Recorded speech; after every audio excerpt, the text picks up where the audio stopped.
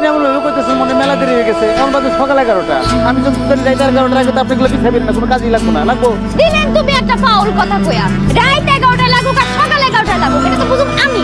বিয়া বাড়িতে কত কাম, আপনি তো বুঝবেন না। বিয়া তো আপনি করেন নাই, কইয়া লাভ নাই, বাদ দেন।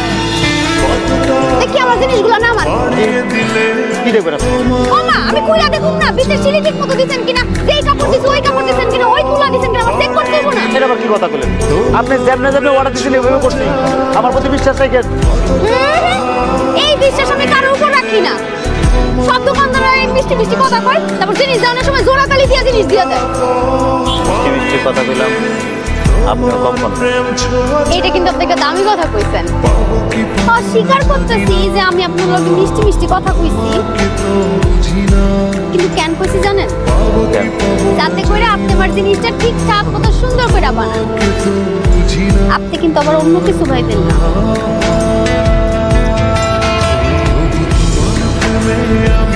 আর কিছুক্ষণ পরে আমার বিয়া, আপনার এই কাস্টমারটা আর পুরোদিন আপনার লিপ্ত সুখের দোকানে আইব না, আর আপনাকে জ্বালাইব না।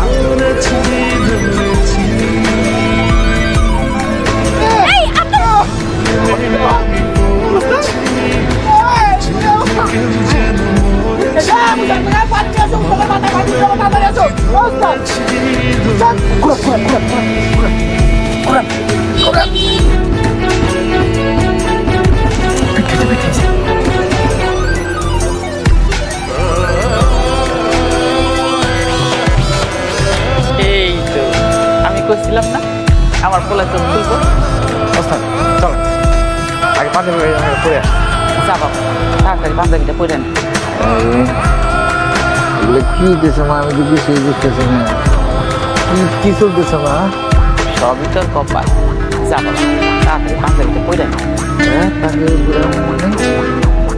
কি লেগা? আমার লগে তুমি এমন কেন করতেছো মা? আমার কপালে যে আল্লাহ ফরিদারে রাখে নাই, আমি আর বিয়া করব না মা। এগুলা তোমরা ষড়যন্ত্র করতেছো, আমার দিয়ে আমার জোর করে বিয়া করবে এই মায়েরে, আমি বিয়া করব না। এই না আমি কইছি তোমার বিয়ে করব না, তারপরে কি লেগে তুমি তোমার হাত ধরতেছো? মা তোমরা জোর করে এই মেয়ের তোমার বিয়া দিতে চাইতেছো। ও মা এই তো সেই কালপিটটা এনে বসা। এই তোর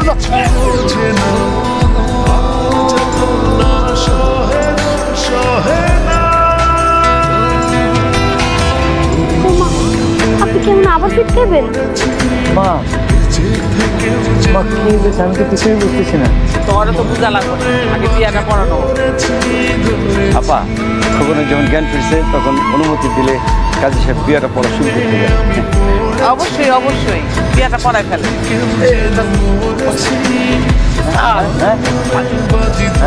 যা বাবা যা তাড়াতাড়ি যা। আরে হাস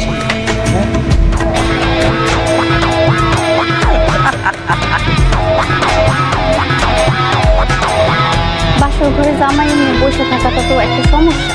হ্যাঁ সমস্যাই তো। আমি কিছুই বুঝতেছি না কি হইলো, ঘটনা কোন দিকে ঘটলো। আমি অজ্ঞান হয়ে গেলাম। সেন্সারে দেখি এগুলা আপনি আমার ঘরে। হ্যাঁ আমি সব ঘটনা খুলে পেতেছি।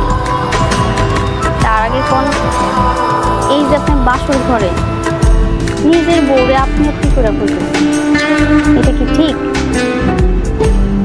আপনি প্রথম দিন যেদিন আমগো বাসায় দেখতে সুখের অর্ডার আনতে গেলেন, ওই দিন রাত্রেই জানতে পারি আমার যে বেটার লোকে বিবাহ ঠিক হয়েছিল তার আগেও একটা বউ আছে। আমার মিশা কথা।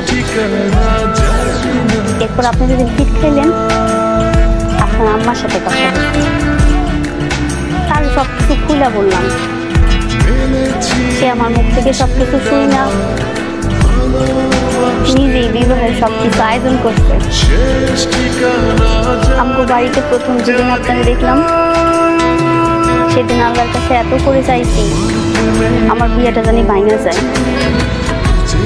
আল্লাহর কি লীলা খেলা দেখছেন?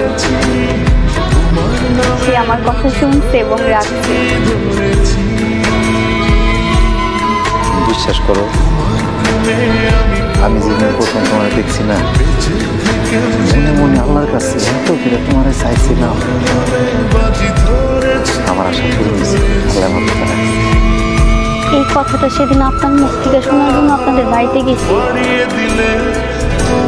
শুনতে তো পারলামই না, বরং আমি নিজে যেদিন কইতে গেলাম সেদিন আপনি ফিট খেলেন। এই মরার ফিট খাওয়ার রোগটা না আমার গেলই না।